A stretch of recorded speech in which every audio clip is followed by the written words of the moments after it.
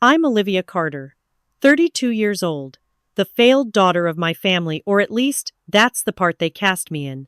At every dinner table, my father praised cousins with promotions, my mother sighed over neighbors' real jobs, and my sister smirked behind her phone whenever my name was mentioned. They thought I was jobless, wasting my years in front of a glowing screen. But while they laughed, I was building something they couldn't see: clients overseas, campaigns that reached farther than their approval ever would.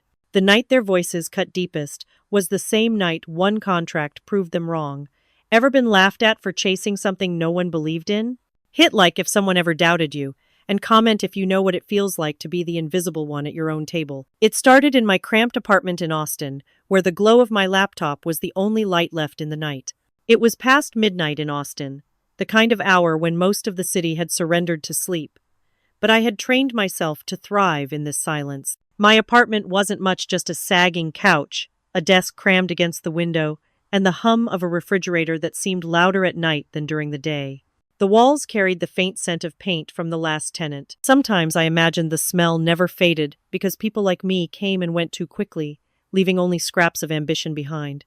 I pushed that thought away and focused on the ad mock-ups flickering across my screen. Each click, each pixel nudged into place wasn't just a task, it was proof I was clawing my way towards something nobody else believed existed. I had clients on 3 continents now. None of them knew how modest my world actually was, that I was sitting cross-legged in an apartment with leaky plumbing and a window that refused to shut fully against the November chill. Earlier, I had deleted an unread Forbes email. The subject line alone was enough to quicken my pulse. Someone wanted to feature emerging digital marketing leaders. I couldn't risk opening it. Not yet. A single slip, a forwarded link, and my family would find out everything before I was ready. Better they think I was still jobless and wasting away behind a glowing screen. Let them laugh a little longer. The cursor blinked at me like a dare. I thought of my father's voice echoing across years. You call this a career? Sitting around on that laptop, pretending to be important? He had said it at dinner once, loud enough for my sisters to laugh, soft enough that my mother could pretend not to hear. I swallowed that memory like bitter medicine and tapped out another campaign proposal for a London startup. They wanted results by morning. They'd get them by 2 a.m. My back ached and my fingers cramped, but I kept going. The world didn't hand victories to people like me. You earned them in the hours no one else was watching. Somewhere in the distance, a freight train moaned through the city. I felt as if it was carrying every unspoken insult I'd endured, every family holiday where I was treated like the failed daughter, every time I was introduced as still trying to figure things out. They didn't know that while they mocked, I had been planting seeds in the dark. Tonight, one of those seeds bloomed. An international client, a boutique fashion house from Milan, sent confirmation that they were signing a 3-month contract. The fee wasn't huge, but the logo glowed on my screen like a medal. Italy. My campaign strategy had crossed an ocean. I leaned back, breath-catching, chest swelling, in a way I hadn't felt in years. Proof. Tangible, undeniable proof. The kind my father couldn't laugh off as pretend work. For a moment, I let myself imagine telling them. The look on Richard Carter's face when he realized his failure of a daughter had built a portfolio strong enough to court Europe. My mother's silence might finally break into pride. My sisters might stop whispering about me at weddings. The thought burned warm, but I pushed it aside. I wasn't ready for their recognition. Not yet. I needed more than a single contract. I needed an empire too big to dismiss. I rubbed my eyes, saving files into a neatly labeled folder.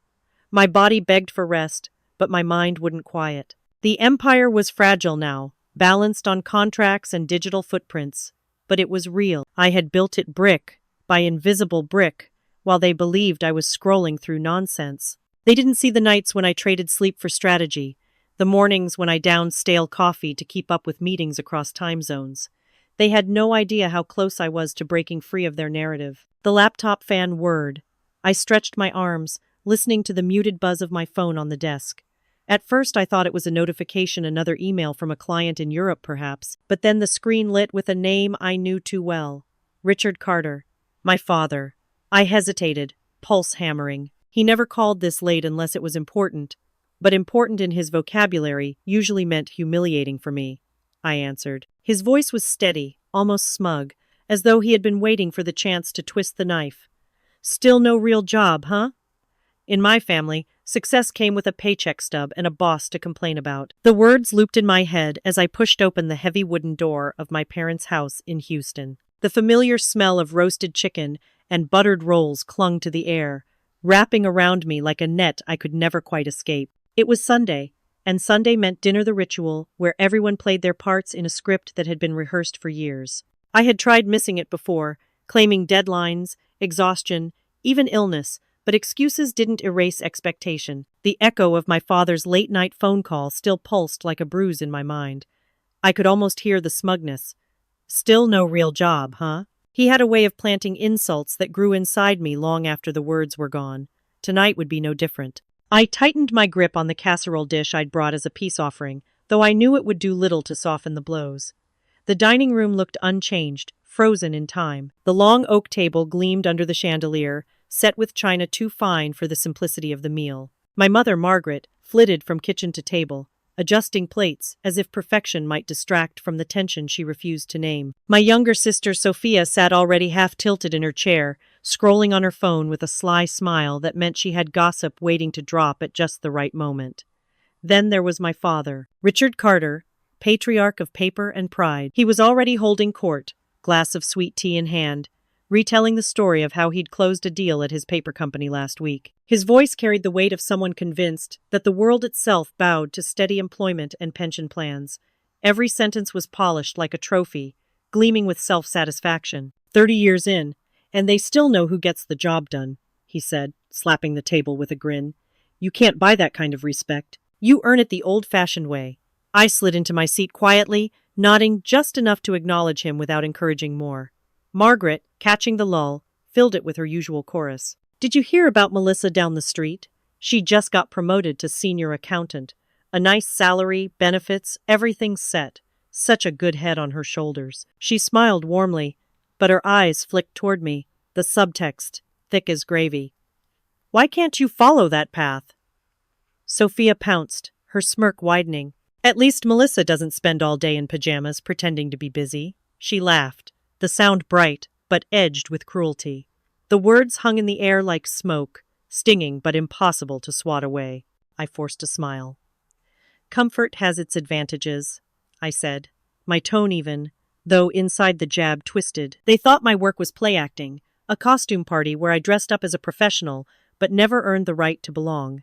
Dinner clattered on, forks scraped plates, and Richard's stories filled the spaces where silence might have demanded reflection. I chewed my food mechanically, waiting for the inevitable strike, the one that would land harder than the rest. It came as expected, dressed in mock concern, but sharpened to a blade. At least Rachel is marrying rich, my father said, chuckling as though it were harmless. What about you, Olivia? The table quieted.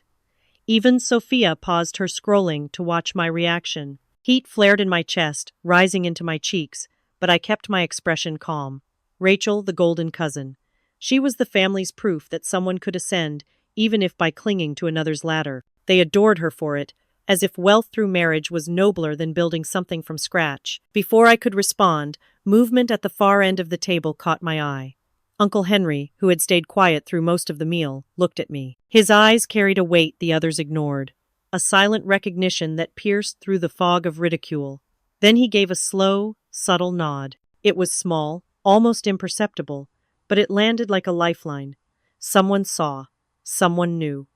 Weddings were supposed to unite families. For me, it promised another battlefield. The word struck me the moment the ornate ivory envelope slid across the coffee table, its gold embossing catching the soft afternoon light in my parents' living room. My mother, Margaret, had placed it there with exaggerated care, as if the weight of the invitation itself carried the proof of Rachel's triumph. I stared at the elegant cursive letters spelling out my cousin's name, Rachel Carter, soon to be Rachel Lancaster, as though they were written in neon. Every swirl of ink screamed validation, success, security, everything they thought I lacked. Around me, the room hummed with excitement. Sophia squealed before even opening the envelope, grabbing it with her perfectly manicured nails. "It's so fancy," she said, holding it up like a prize. Of course Rachel would have it at the Belmont Hotel. Nothing less would do. Richard leaned back in his recliner, arms crossed, face glowing with paternal pride for a child who wasn't even his. "Now that's how it's done. Rachel has always been the pride of this family. Smart choice in men, too. The Lancasters' old money, connections everywhere. She won't have to worry about a thing the rest of her life. The sting was sharp, deliberate. My own father could barely conceal the satisfaction he drew from Rachel's alignment with his ideals. A wealthy husband, a stable future, a visible, tangible form of making it. For him, Rachel's wedding wasn't just a celebration, it was a sermon he could throw in my face. Margaret clapped her hands softly, her voice laced with that bittersweet sweetness that always carried barbs beneath. "At least Rachel is secure," she said, echoing her Sunday refrain like a hymn. She looked at me then, eyes gleaming with expectation, waiting for my reaction. It was as though she wanted to watch me squirm under the spotlight of Rachel's shining success. I inhaled slowly, willing my pulse to steady. My smile was practiced, a mask I had worn so long it almost felt natural. Sophia noticed the faint curve of my lips and rolled her eyes. "Don't tell me you're jealous," she teased. "Not everyone gets to build an empire in their pajamas." The room erupted in laughter, except for me. I let their voices wash over me like a tide I refused to drown in. I remembered late nights hunched over my laptop, campaigns that had inched forward with painstaking care, clients who had taken a chance on me despite the odds. They didn't know the contracts I had signed, the invoices I had cashed, the logos of international firms sitting quietly in my inbox, and I wouldn't tell them. Not yet. Richard lifted his glass of iced tea, his voice booming as though to deliver a toast. "Rachel sets the standard. She's proof that hard work, or at least making the right choice, pays off. We'll all be proud to stand by her side at that wedding. Won't we, Olivia?" My fingers tightened around the edge of the invitation. The embossed crest pressed into my skin, sharp enough to leave a mark. I imagined it branding me, a symbol of the family's hierarchy, their invisible scoreboard where I was forever losing. But I smiled. I smiled wide enough to convince them I had accepted my place, that I was content to clap for Rachel from the shadows. The mask slipped perfectly into place, hiding the rage that burned behind my eyes. "Of course," I said softly, lifting the envelope as though admiring it. The golden edges gleamed in my hand, but in my chest, the fire raged hotter, fiercer. They leaned back, satisfied, returning to their chatter about floral arrangements and designer gowns. They didn't see the way my jaw tightened, didn't hear the unspoken vow threading through my veins. When they finally looked away, I leaned closer to the envelope, my lips curling into something sharper than a smile. "Fine," I whispered so, only I could hear. "Let's see who laughed last." Every wedding has flowers and champagne. Ours had buried knives, too. The Belmont Hotel glittered that night, its chandeliers dripping with crystals like icicles suspended above the ballroom. White roses cascaded down tall vases, their scent mixing with the tang of expensive perfume and champagne bubbles bursting in delicate flutes. It should have been a fairy tale, the kind of evening little girls dream of. But for me, every golden ribbon and polished marble tile felt like another layer of stage, dressing for a play in which I was cast as the failure. I walked in wearing a navy dress I'd bought with careful deliberation, not too flashy, not too plain. It skimmed my frame with just enough elegance to avoid ridicule, or so I thought. The moment I stepped through the door, my aunt's eyes swept over me, lingering a beat too long on the dress's modest neckline and the shoes that weren't brand name. Her smile didn't reach her eyes. "Oh, Olivia," she said sweetly. "So simple. Refreshing, really, compared to all the extravagance." The word simple clung to me like lint. I smoothed the hem of my dress and forced a smile, already aware of whispers swirling behind me. Cousins shifted in their gowns, sequins catching the light as they leaned toward each other, their voices low and sharp. "Still freelancing?" one hissed, as though the word itself were scandalous. "Does she even have insurance?" another replied, giggling. Their laughter pricked like needles beneath my skin. Across the ballroom, Rachel glowed. She floated between guests in her silk gown, Edward's hand never far from hers, her diamond ring flashing like a lighthouse beacon. Richard's laughter boomed louder than the orchestra as he clasped Edward's shoulder, praising him as though he were the son Richard never had. "A fine man, a fine match," he announced, raising his glass high. "Rachel's always known how to choose wisely." He didn't look at me once. Margaret drifted behind him, offering compliments to Rachel's parents, sighing about the perfection of the arrangements. Sophia twirled on the dance floor, champagne in hand, soaking in every angle for her inevitable Instagram story. I sat at the edge of the room, a guest in my own family, watching my father beam at another man's daughter, as though she had done what I never could. Whispers followed me like shadows. Poor Olivia. Still chasing that online nonsense. She must feel so out of place here. At least Rachel makes the family proud. Their words were blades, passed hand to hand with smiling lips. When Richard finally approached me, his glass half full, his voice was loud enough to hush the table around us. At least Rachel won't end up broken like Olivia, he said, chuckling as if it were the most natural jest in the world. Heads turned, laughter bubbled awkwardly, some throats cleared. His eyes locked with mine, daring me to react, daring me to prove his point that I was too fragile to endure it. I held his gaze. My knuckles whitened around the stem of my champagne glass. The bubbles fizzed upward, bursting quietly as though mocking the storm inside me. My chest burned with humiliation, but underneath the humiliation was something sharper, a steel I had been sharpening in secret for years. I smiled, not the smile of defeat, not the mask they had trained me to wear, but something quieter, colder, more deliberate. The glass trembled slightly in my hand as I whispered to myself, unheard by anyone else, a vow rekindled beneath the chandeliers. And then I simply tightened my grip, eyes burning. It wasn't the wine that burned my throat, it was my father's words.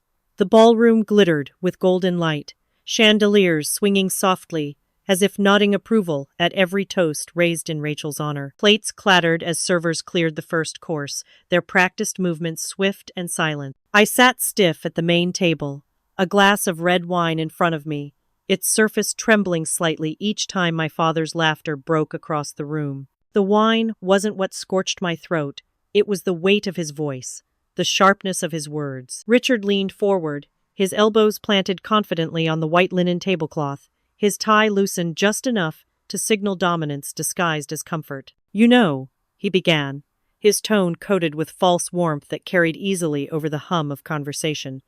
"I sometimes wonder what it must be like for Olivia." He gestured broadly, drawing glances from nearby relatives who craned their necks with a hunger for gossip. No real job, no husband, nothing to show for her 32 years but late nights on a laptop in some tiny apartment. Laughter rippled through the table, thin and nervous, as if the guests weren't sure whether to join in or simply nod along. My stomach coiled, but I stayed still, willing my breath to remain even. Margaret's hand fluttered, trying to smooth the jagged edge of her husband's cruelty. "Now, Richard," she murmured, her smile strained. "Olivia works very hard. She just hasn't found her footing yet. These things take time." Her words, intended to soften the blow, only deepened the wound. Pity tasted worse than scorn. Richard smirked, his eyes glinting like polished steel. "Hard work doesn't mean much if it doesn't pay the bills. Look at Rachel, secure, respected, married to a man with a future. That's success. That's pride. Not whatever Olivia is doing." My fingers curled around the stem of my wine glass, every syllable hammered against my chest, a public trial disguised as fatherly concern. The relatives around us leaned in, their forks suspended midair, as though my humiliation was tonight's entertainment. Sophia sat a few seats down, scrolling her phone as if the family drama were background noise to her digital world. Her nails clicked rhythmically against the screen, a metronome to my father's insults. She didn't look up, didn't defend me, didn't even flinch. Richard wasn't finished. His voice grew louder, slicing through the orchestral strings playing in the background. "You're poor, Olivia.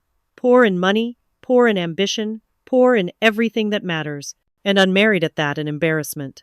A Carter in name, but hardly in spirit." He raised his glass high, forcing everyone's attention. "You shame this family, Olivia." The words crashed against me like a tidal wave, drowning out the clinking cutlery, the polite coughs, the forced smiles. For a heartbeat, the room seemed to spin, faces blurred, whispers sharpened. I stared at the tablecloth, its pristine whiteness blinding, wishing I could disappear into the fabric. Yet beneath the humiliation, something hot and fierce pressed against my ribs, begging to break free. Then, in the tense silence that followed, a gasp sliced through the air. Chairs creaked as heads turned toward Sophia, who had finally looked up from her phone. Her eyes were wide, glowing with disbelief. "Wait, you need to see this." The room froze, every breath caught midair, as her screen illuminated her face with a revelation none of us were prepared for. One careless tap on a phone shattered years of silence. The music from the hired string quartet swelled in the background, delicate and elegant, while servers carried trays of champagne through the crowded ballroom. Silverware chimed faintly against china as guests resumed their meals after my father's outburst, but at our table the air had thickened, heavy with the echo of his words. My cheeks still burned as though his voice had left welts on my skin. I reached for my glass again, steadying my grip, forcing myself not to shatter it in my hand. Across from me, Sophia slouched in her chair, her phone cradled loosely in her palm. She had worn the same glazed expression for most of the night, as though her way of coping with family drama was to vanish into the glow of her screen.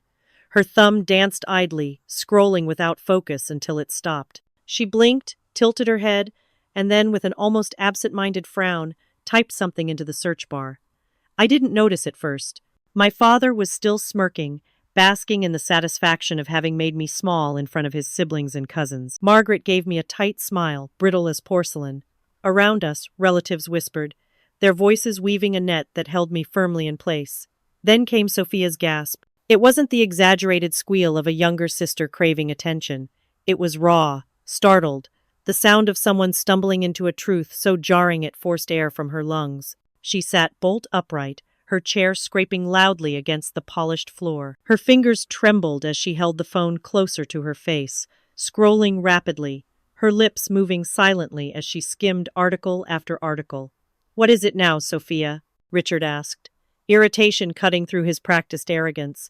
He leaned back, clearly expecting some frivolous distraction. Her voice cracked when she spoke. "Dad, Olivia's a millionaire." The words detonated in the air. Forks froze halfway to mouths. Champagne flutes wavered dangerously close to spilling. Conversations died mid-sentence, silenced as if the entire room had been plunged underwater.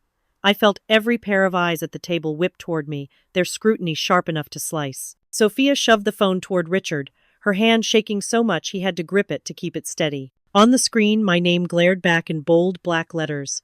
Olivia Carter, founder of a rising digital marketing firm, net worth estimated at $8.2 million. Beneath it, links stacked like bricks. Forbes, TechCrunch, Bloomberg articles I had quietly ignored while pouring myself into the work. The blood drained from Richard's face as he scrolled, his jaw tightening with each headline. The color that had flushed his cheeks during his tirade minutes earlier now fled, leaving him pale beneath the ballroom lights. Margaret leaned over his shoulder, squinting, one hand pressed against her pearls as though they might steady her. I sat perfectly still, my hands folded on my lap, a strange calm unfurling in my chest. The humiliation of minutes before hadn't vanished, but it had shifted into something heavier, something solid. For years I had built in silence, brick by brick, while they mocked me for dreaming too far beyond the walls of their narrow definition of success. Now, with nothing more than a careless tap on a screen, the empire they had refused to see loomed before them, undeniable. Gasps spread like sparks down the table. A cousin leaned across his plate, whispering to his wife. An uncle coughed awkwardly, covering his mouth as his eyes flickered between me and the glowing phone in Richard's rigid grip. The music played on, oblivious to the tremor rattling through our table.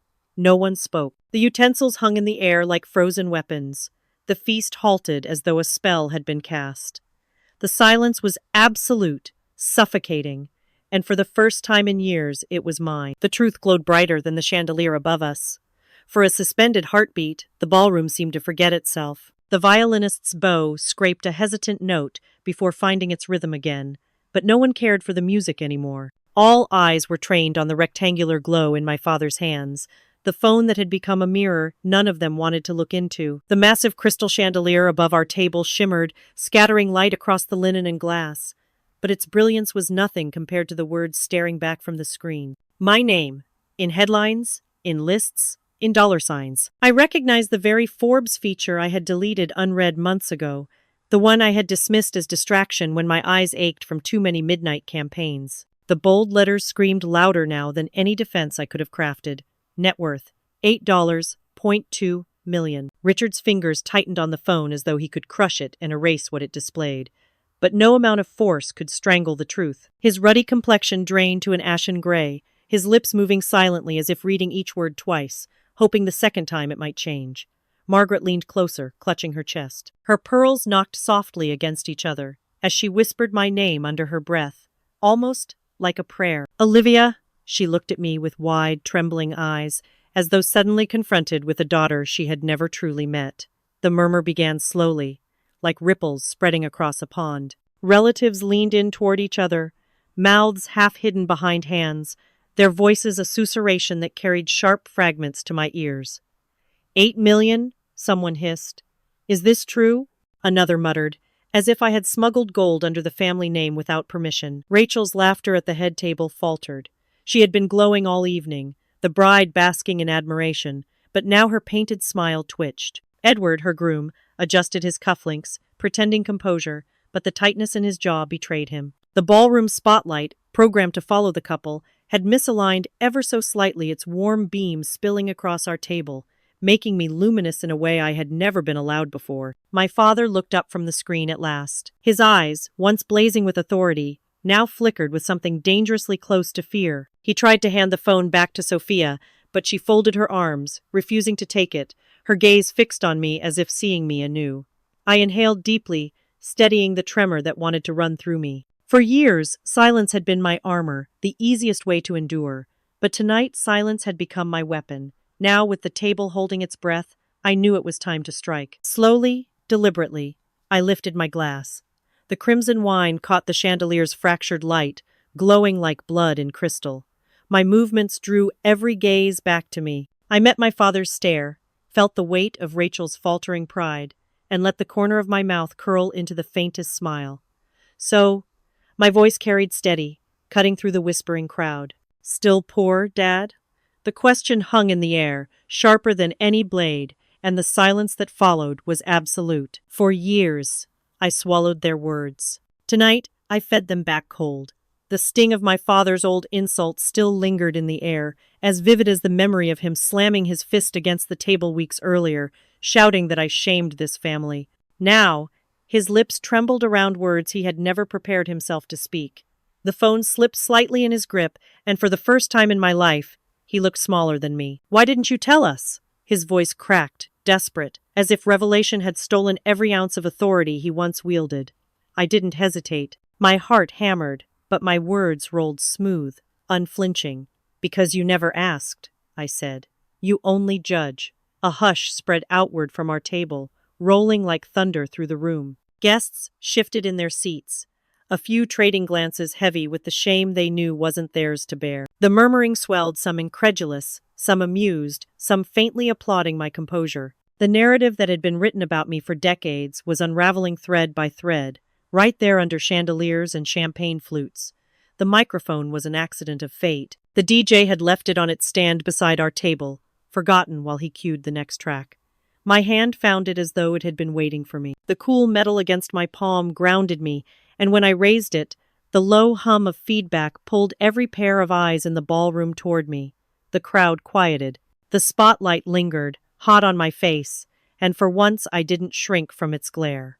My voice rose, steady and clear, slicing through the silence. All my life, I've been told success meant a paycheck stub, a boss to complain about, or marrying into someone else's wealth. But while you measured me against that script, I was writing my own.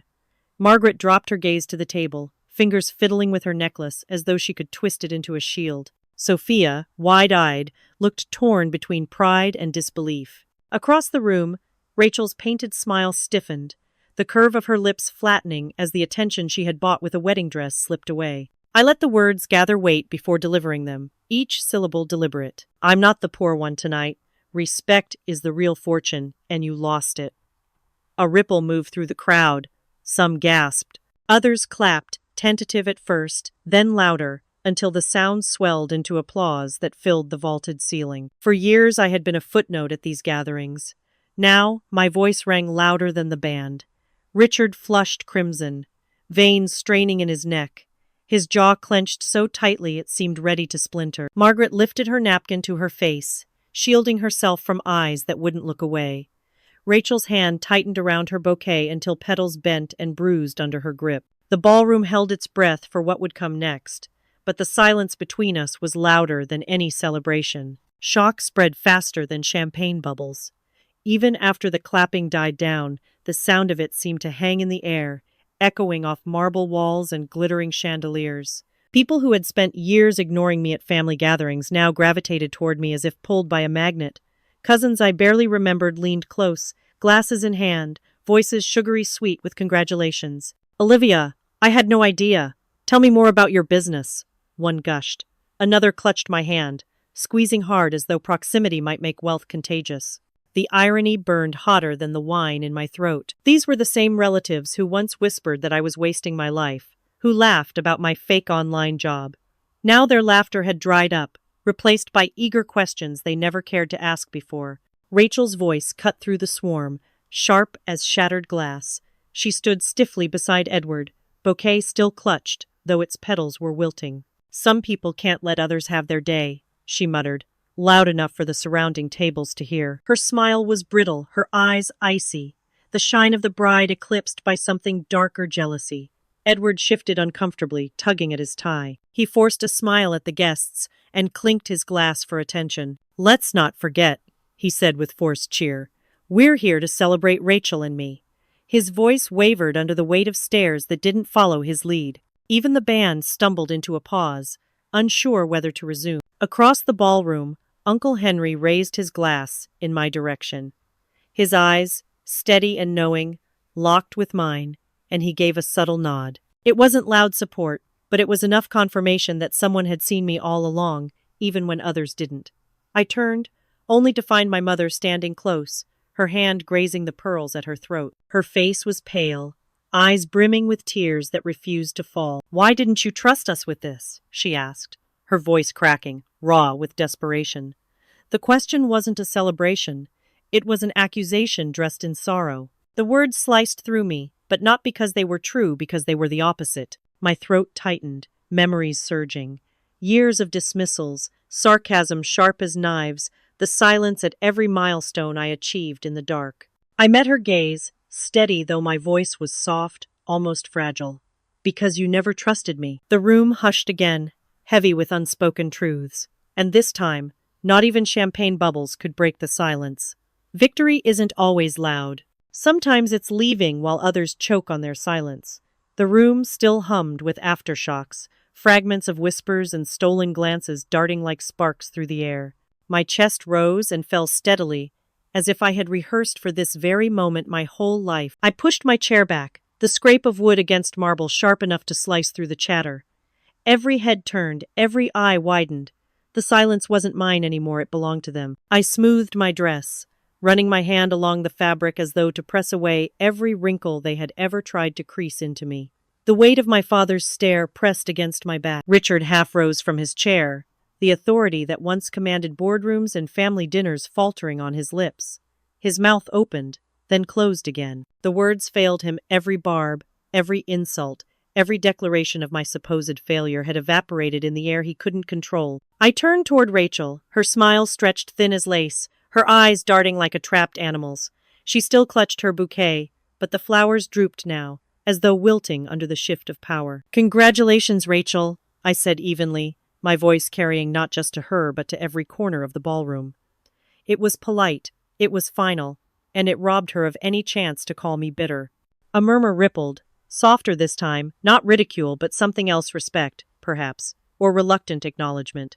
Even the chandeliers seemed to dim slightly, as if conceding that the light tonight belonged elsewhere. The spotlight, how fitting, followed me as I turned, each step deliberate across the polished floor.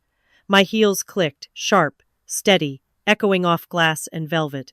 I didn't rush. I savored the walk, every second of their silence filling my lungs with air I had been denied for years. For once, no one cut me down. For once, they simply watched. Margaret's hand trembled on the tablecloth, clutching it like an anchor. Sophia sat frozen, her phone limp in her palm, her eyes wide with something that looked like awe. Richard's fists clenched, his knuckles white, his jaw twitching but still, no words. That was my triumph. The glass doors loomed ahead, tall and gleaming, framing the night beyond. I pushed them open, the cool air rushing in, wrapping around me with a freshness that felt like freedom. Behind me, the ballroom lights glared, a golden cage I had just walked out of. Ahead, the November night stretched wide and infinite, stars scattered like promises waiting to be claimed. My heart beat steady, no longer racing, no longer afraid. The hotel lights behind me faded as I stepped further into the open air, each breath clearing the smoke of old battles. I didn't need their applause, their permission, or their approval. My silence now was victory, and theirs was defeat. Then, in the quiet, my phone buzzed. The screen lit up with a single name. It was my mother. My phone buzzed with more noise than my family ever gave my dreams. The corridor outside the ballroom was almost unlit, the golden glow from the chandeliers bleeding weakly into its narrow space. Carpet muted my steps, but my heartbeat thudded like a drum in my ears. I still carried the warmth of the spotlight on my back, though now it felt more like a shadow I had outrun. And then buzz. Sharp, insistent, rattling against my palm. I lifted the phone. The name on the screen burned brighter than the numbers beneath it. Mom calling. For a split second, I froze, thumb hovering. Years of silence, years of her watching as Richard's words slashed through me unchecked, years of her smoothing the tablecloth instead of shielding me. And now, when the balance had shifted, when truth had broken into the open, now she found her voice. I pressed accept. Sweetheart, Margaret's voice trembled, raw and uncertain, as if it hadn't been used in years. Come back. We didn't mean to.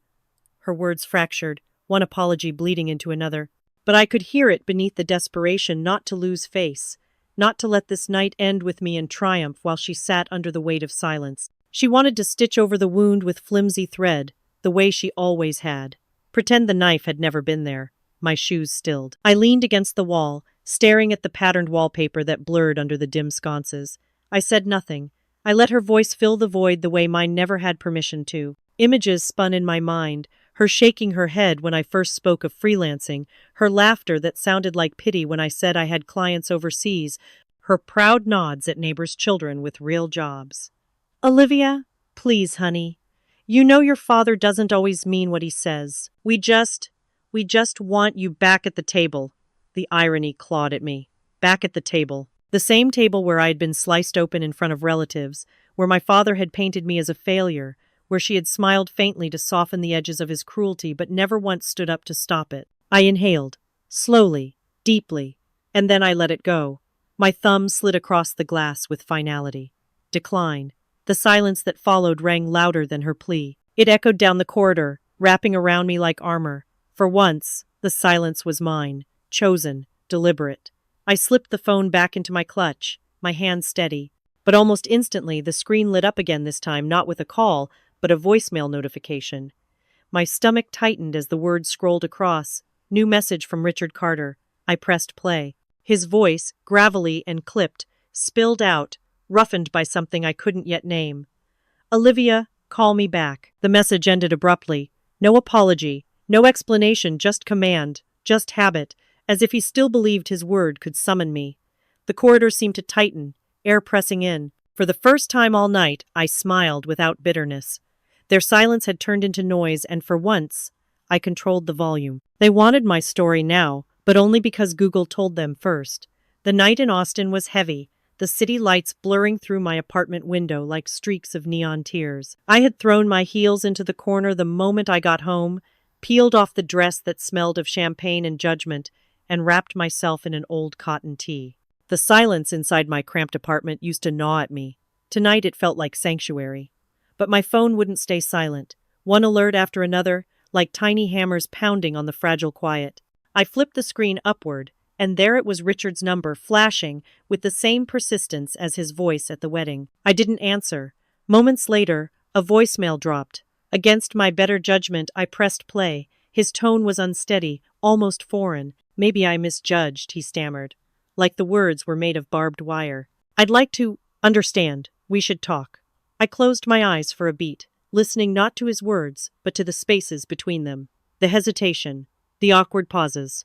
The man who had never once admitted doubt in his life was suddenly tripping over syllables. And still, he couldn't say the one word that might have mattered. Sorry. Another buzz. A message this time. From Sophia. Proud and jealous, LOL. You're a rock star. I almost laughed, though the sound snagged in my throat. My little sister, who had rolled her eyes at my late nights, who scrolled Instagram while I defended myself at the dinner table, now wanted a piece of my glow. Pride laced with envy, her text reeked of both. Before I could tuck the phone away, another vibration. This time, a call. Uncle Henry. I hesitated, then slid my thumb across the screen. Olivia. His voice was warm, steady, the kind that could hold broken things without cutting himself. I watched them. I watched what they did to you, and tonight I watched it turn. Their shame is their burden, not yours. The words sank into me like medicine, soothing places I hadn't even realized were raw.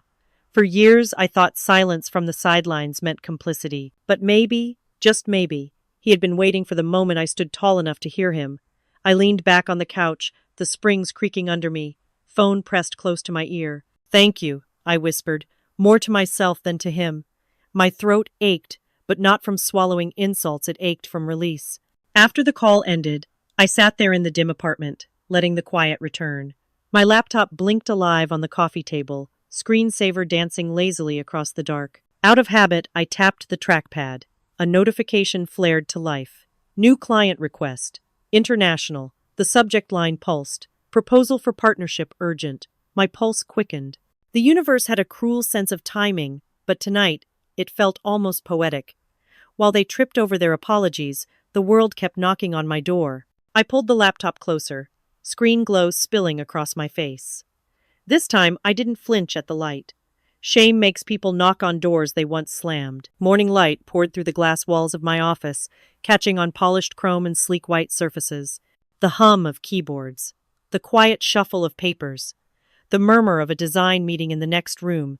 This was the empire I had built, brick by digital brick. It smelled of coffee and ambition, not the stale disappointment of family dinners. Here, I wasn't a daughter dismissed at the table. I was the one with keys to doors others only dreamed of entering. But the knock that came that morning didn't belong in this space. It was hesitant, uneven, like the hand that delivered it wasn't sure if it should follow through. My receptionist glanced at me with wide eyes, then opened the door, and there he was, Richard Carter, my father. He looked smaller than I remembered, shoulders that once carried arrogance now drooping beneath a cheap gray suit.